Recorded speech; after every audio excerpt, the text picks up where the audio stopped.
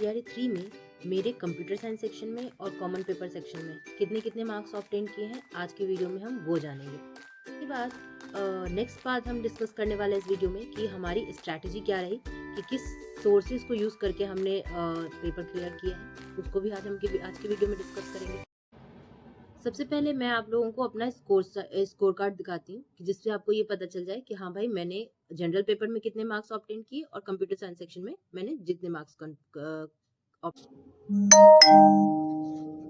तो मेरे जो जीएस के मार्क्स बने हैं वो बने थे 19 मार्क्स, जो कि 40 में मैंने 19 ऑब्टेन किया।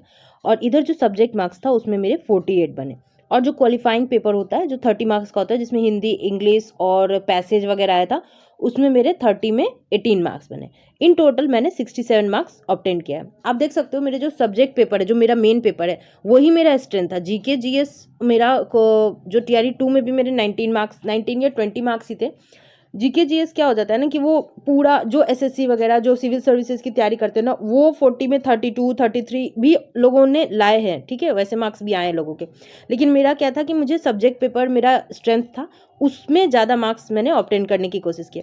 तो हमेशा आपको ना प्रिपरेशन करते टाइम भी पता होना चाहिए कि आपका स्ट्रेंथ क्या है, आप उसको अच्छा करो और जो वीक है उस पर थोड़ा फोकस करो कि हाँ वो क्वालिफाई हो जाए, अच्छे मार्क्स ऑब्टेन कर लो। तो जीके जीएस सेक्शन में मैथ्स था, जो इजी क्वेश्चन आते हैं उसमें उसको मैंने टारगेट किया। और जो इधर इंडियन नेशनल मूवमेंट था, उस वो दो टॉपिक से मैंने ज़्यादा मार्क्स लाने की कोशिश किया। तो क्योंकि करंट अफेयर देखो इतना कुछ है और 2 या 3 क्वेश्चंस आते हैं, उसके लिए पूरे करंट अफेयर को बैठ के पढ़ना वो बिल्कुल बुद्धिमानी नहीं होगी। तो अपनी स्ट्रैटेजी उस बेसिस पे तैयार करो और उसके बेसिस पे तैयारी करो। तो मेरे जो मार्क्स रहे वो 19 मार्क्स रहे 40 में, जो कि ज़्यादा नहीं है लेकिन फिर भी क्वालिफाई करने के लिए ठीक है। पेपर के जो जीएस सेक्शन था वो टीआरई 2 और टीआरई 3 दोनों का सेम था, उसमें डिफिकल्टी लेवल में कोई चेंजेस नहीं आए थे। लेकिन मेन खेल जो हुआ था वो हुआ था मेन पेपर में, कंप्यूटर साइंस पेपर में। कंप्यूटर साइंस सेक्शन का टीआरई 2 और 1 का जो पेपर आप देखोगे, जो कि मैंने डिस्कस किया हुआ है, मेरी प्लेलिस्ट है पूरी, अगर नहीं देखा तो प्लीज़ आप जाके देखना। उसमें आप देखोगे कि जो पेपर का डिफिकल्टी लेवल है ना, वो मतलब बिल्कुल ही ड्रास्टिक चेंज है। बीपीएससी ने बहुत अच्छे से पेपर टीआरई 3 में आईओटी आ गया, फिर से मतलब बहुत सारे अनएक्सपेक्टेड टॉपिक्स भी, जो कि टीआरई 1 और 2 अनएक्सपेक्टेड तो नहीं कहेंगे, सिलेबस के ही थे। टीआरई 1 और 2 में नहीं आए थे, लेकिन टीआरई 3 में वहाँ से क्वेश्चंस थे। ठीक है, तो लेकिन वहाँ पे मेरे अच्छे मार्क्स बने, 48 मार्क्स बने। और निगेटिव मार्किंग नहीं होता है, ये तो पता ही है सबको। तो और टोटल जो मार्क्स मैंने ऑब्टेन किया वो 67 मार्क्स मेरे बने। तो ये रहा मेरा स्कोर कार्ड। आई होप आपको समझ में आ गया होगा कि जो कोई भी स्ट्रैटेजी बनानी है वो पेपर के डिफिकल्टी जो कट ऑफ होता है वो पेपर के डिफिकल्टी लेवल पे, आपके जो मार्क्स हैं वो पेपर की डिफिकल्टी लेवल पे डिपेंड करता है कि आप कितना ऑब्टेन कर सकते हो, आपकी स्ट्रैटेजी कैसी है, अपनी तैयारी कैसी है। ठीक है, तो अब जो अगला टॉपिक हम डिस्कस करेंगे वो करेंगे कि मैंने किस सोर्सेज से अपने मेन पेपर और जीएस सेक्शन के लिए तैयारी की थी। सो अब वो डिस्कस करते हैं। सबसे पहले मैं बताती हूँ कि मैंने जो जीएस सेक्शन था, 40 मार्क्स का जो सेक्शन होता है, उसमें जो मार्क्स मैंने ऑब्टेन किए उसकी तैयारी मैंने कहाँ से की थी। सबसे पहले तो एनसीईआरटी बहुत जरूरी है, एनसीईआरटी से डायरेक्ट क्वेश्चंस होते ही होते हैं। ठीक है, तो एनसीईआरटी करने के लिए ना मैंने चैप्टर वाइज नहीं पढ़ा था, मैं फ्रैंकली बताऊंगी, एक बार रीड कर लिया था, उसको हाईलाइट कर लिया था।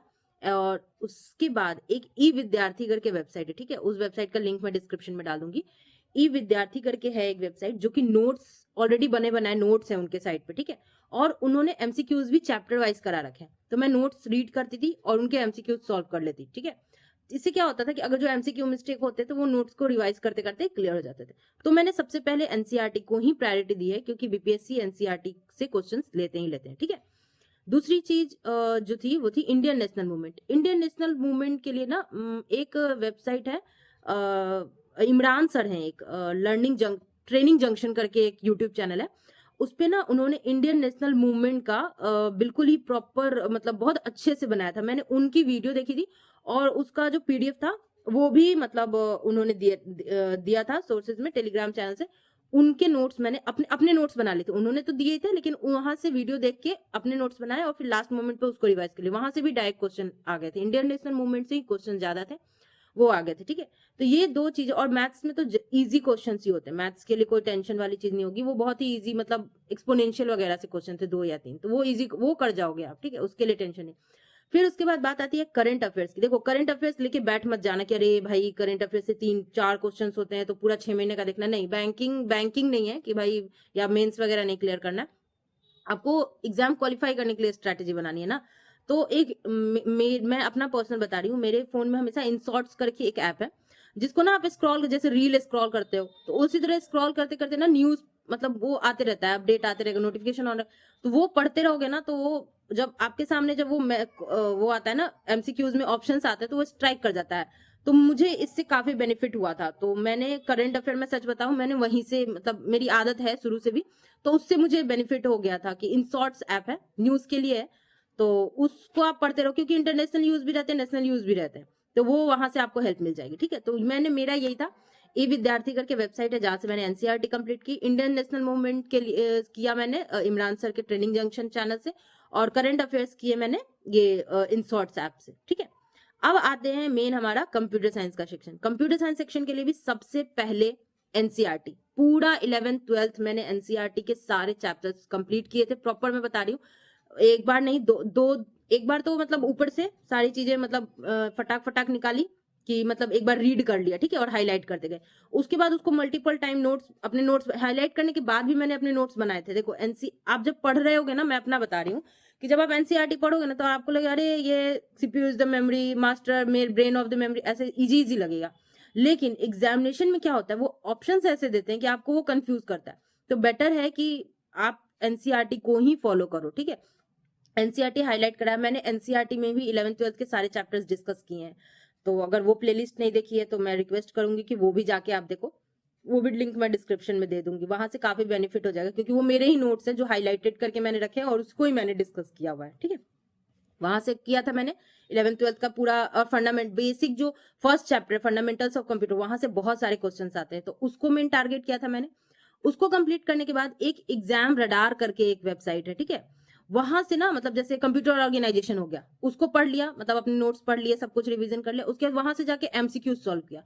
एमसीक्यू सॉल्व करते टाइम जो मार्क्स जो नहीं आ रहा है, मतलब जो क्वेश्चन गलत हो गया, वो किस टॉपिक से, उसको फाइंड आउट किया, उस टॉपिक को जाके एक बार दोबारा रीड कर लिया। ठीक है, ये स्ट्रैटेजी थी मेरी एग्जाम रडार। और हाँ, जो मैंने अपने नोट्स बनाए थे वो जावा टी पॉइंट करके एक वेबसाइट है, वहां से मैंने पढ़ा था और पढ़ के वहां से नोट्स अपने बना लिए थे। अपने नोट्स हमेशा बनाना, देखो ग्रंथ नहीं पढ़ना है ना, जो क्योंकि अपने नोट्स बनाए हुए ही लास्ट मोमेंट पे फायदा करेंगे। तो जावा टी पॉइंट से मैंने पढ़ा था। एग्जाम रडार करके एक वेबसाइट है, वहां से एमसीक्यूज किए थे। मॉक, मैं सच बताऊं मैंने मॉक वॉक नहीं दिया था कुछ भी इसके लिए, अपना मतलब यही अपने नोट्स और ये एमसीक्यू सॉल्व कर। टीआरई 2 में क्या हुआ था, मैं बता रही हूँ, ये सबको मतलब जिन्होंने भी एग्जाम दिया उनको ये बात पता होगी। सेन फाउंड्री करके एक वेबसाइट है, ठीक है, सारे क्वेश्चंस भर भर के वहीं पे थे टीआरई 1 में। और मैं अपनी बता रही हूँ, टीआरई 2 मैंने क्वालिफाई नहीं किया क्योंकि मैं इसी बात पे डिपेंडेंट हो गई थी कि सेंट फाउंड्री के जितने एमसीक्यूज थे ना, केवल मैं वो रट के गई थी। मैं सच बता रही हूँ, फैक्ट है, मुझे भी पता है कि एमसीक्यूज रटने से कोई एग्जाम क्वालिफाई नहीं होता, फिर भी मैंने ये बेवकूफी की थी और मेरी उस बेवकूफी का ये नतीजा था कि मैंने टीआरई 2 क्वालिफाई नहीं किया था। ठीक है, तो ये गलती मेरी तरह मत करना, एक बार में एग्जाम क्वालिफाई करने के लिए तैयारी करना, अपने नोट्स बनाना, फिर उससे सीख करके मैंने जावा टी पॉइंट से बस एक ही सोर्स रखना, ये नहीं कि 10 जगह से पढ़ रहे हैं और कहीं से कुछ भी नहीं मिल रहा, नहीं। जावा टी पॉइंट से मैंने पढ़ा था, वहां से सारे चैप्टर वाइज, चाहे कंप्यूटर ऑर्गेनाइजेशन हो या ऑपरेटिंग सिस्टम हो। और मैं जो वीडियो बना रही हूँ ना, मैं सच बता रही हूँ, मैं जावा टी पॉइंट के ही नोट्स हैं, जो मेरे अपने नोट्स हैं, उससे ही डिस्कस कर रही हूँ वीडियोज में। अगर वो उतनी मेहनत नहीं करनी है, अपने नोट्स नहीं बनाने, तो मेरी वीडियोज देख लो, टॉपिक वाइज मैं एसक्यूएल भी स्टार्ट किया हुआ है अभी। आई नो बहुत दिन गैप हो गया, बट मैं वापस से शुरू करूंगी उसको, तो वहां से भी आप मेरी वीडियो से भी पढ़ सकते हो, क्योंकि मैं हाईलाइट कर देती हूँ जो पॉइंट मुझे ऐसा लगता है कि हाँ यहाँ से क्वेश्चन अराइज हो सकता है, तो वो मैं आपकी हेल्प हो जाएगी। ठीक है, तो ये सब चीजें हैं जिससे बेनिफिट हो जाएगा। तो जावा टी पॉइंट से पढ़ो, मेरी वीडियो देख लो, अपने नोट्स जरूर बनाओ, इधर मेरे वीडियो देख के बनाओ या फिर सेल्फ स्टडी करके वेबसाइट पढ़ के बनाओ। उसके बाद उस टॉपिक, स्पेसिफिक टॉपिक, जो भी टॉपिक पढ़ा, अगर एक ही टॉपिक पढ़ा लेकिन उससे क्वेश्चन जरूर करो एग्जाम रडार से जाकर के। और एक और सजेशन दूंगी मैं, क्या करो, चैट, सब कंप्यूटर साइंस वाले हैं, सबको पता है चैट जीपीटी क्या चीज, क्या करो, जो टॉपिक पढ़ा, ठीक है, उससे रिलेटेड चैट जीपीटी पे जाओ, चैट जीपीटी पे उसकी मतलब मॉडरेट, सिंपल और डिफिकल्ट, इस तरह से 50 क्वेश्चंस निकालो और वहां से उसके क्वेश्चंस कर जाओ, विदाउट आंसर करो। ठीक है, विदाउट आंसर करके अपने मार्क्स, अपने आंसर लिख लो और उसके बाद उनका आंसर मांगो चैट जीपीटी के बाद, फिर देखो कि आप वेल प्रिपेयर्ड हो या नहीं। इससे क्या होगा, आप इजी के लिए भी प्रिपेयर्ड होगे, मॉडरेट के लिए भी और डिफिकल्ट के लिए भी, ठीक है। चैट जीपीटी बहुत अच्छी चीज है अगर अच्छे से यूज करो तो, ठीक है। अच्छे से प्रॉम्प्ट डालो और वहां से एक टॉपिक पढ़ा, मान लो सीक्वल में मैंने ज्वाइंस क्लियर कर लिया, ठीक है, डेटाबेस में ज्वाइन के जितने भी difficult question, self join, natural join, topic लिखो, उससे सारे क्वेश्चंस निकालो, डिफिकल्ट, इजी, मॉडरेट, और उससे सॉल्व कर जाओ। इससे क्या होगा, कॉन्फिडेंस बिल्डअप होगा कि हाँ मैंने प्रिपेयर किया है, ठीक है। तो इस तरह से करो कि मतलब जावा टी पॉइंट से नोट्स बनाओ, मेरे वीडियोस देख करके नोट्स बनाओ, पढ़ लो। अगर मेरे वीडियोस मान लो बैठ के नहीं भी देख सकते तो चलते फिरते सुनो, क्योंकि मैं बोलते हुए में भी ना उस एक एक लाइन को डिस्कस करती हूँ, तो वो बेनिफिट कर जाएगा, वो कर लो। फिर जो टॉपिक पढ़ा है उससे एग्जाम रडार करके वेबसाइट है, वहां से एमसीक्यू सॉल्व करो, टॉपिक वाइज मिलेंगे, बहुत बहुत अच्छे से दिया हुआ है उन्होंने, ठीक है। उसके बाद फिर एनसीईआरटी को मल्टीपल टाइम रिवीजन जरूर करना, उसको हल्के में मत लेना, वहां से क्वेश्चंस होते हैं, बीपीएससी उठाती है, ठीक है। और जीके जीएस के लिए तो मैंने बता दिया, ट्रेनिंग जंक्शन से इंडियन नेशनल मूवमेंट किया था, वहां पे जो जीके जीएस सेक्शन है वो पढ़ाते हैं सर, इमरान सर बहुत अच्छा पढ़ाते हैं। और दूसरा ई विद्यार्थी करके वेबसाइट है, जहां से चैप्टर वाइज एमसीक्यूज कर लेना, एसएसटी और साइंस का, ये नहीं इंग्लिश लेके बैठ जाना, नहीं नहीं, एसएसटी और साइंस का चैप्टर वाइज क्लास 6 से लेके क्लास 10 तक का नोट्स है उनके वेबसाइट पे बनी हुई, वहां से वो वेबसाइट करना और क्वेश्चंस करना और उसको सॉल्व करना, ठीक है। तो क्लियर है कि मेरी यही स्ट्रैटेजी थी, मैंने यही पढ़ा था, सबकी अपनी अपनी स्ट्रैटेजी होती है, सबकी अपनी अपनी कैपेबिलिटी होती है, अपने आप को जानो। और सबसे चीट कर सकते हो कि हाँ भाई मतलब मैं इतनी तेज हूँ, ये हूँ, लेकिन ऐसा नहीं होता, सबको अपना पता होता है कि वो कितने पानी में, ठीक है। तो अपनी कैपेबिलिटी को देख करके, और इसमें कोई वो नहीं रहता है कि हाँ, जैसे मैं भी टीआरई 2 में मैंने अपनी बेवकूफी बताई कि भाई रट के गई थी कि हाँ भाई निकल जाएगा, पेपर को भी हल्के में लिया था, लेकिन ऐसा होता नहीं, पेपर सच में ईजी था। जो कट ऑफ आया था 92 वो था, उस लायक थे, क्वेश्चंस बहुत ईजी थे, लेकिन ओवर कॉन्फिडेंस और ज्यादा तेज होने की वजह से मैं नहीं निकाल पाई। लेकिन अपनी गलती से सीखा, टीआरई 3 में पेपर पे डिपेंडेंट नहीं होकर बल्कि अपनी प्रिपरेशन पे डिपेंडेंट होकर के मैंने क्वालिफाई किया है। तो उसके हिसाब से अपनी तैयारी करना, ठीक है। तो ये रहा मेरा सब कुछ, तो बाकी मैं सारी चीजें डिस्क्रिप्शन में मेंशन कर दूंगी, ओके। चलो, all the best. I hope video अच्छी लगी हो, अगर अच्छी लगी हो तो प्लीज लाइक करना, कमेंट करना, और क्या आगे और क्या चीज पे वीडियो बनाऊं इस बात का भी सजेशन जरूर देना। और प्लीज जो भी अपने नोन एस्पिरेंट है उनके साथ वीडियो को शेयर जरूर करना। Thank you so much for watching, bye bye, take care.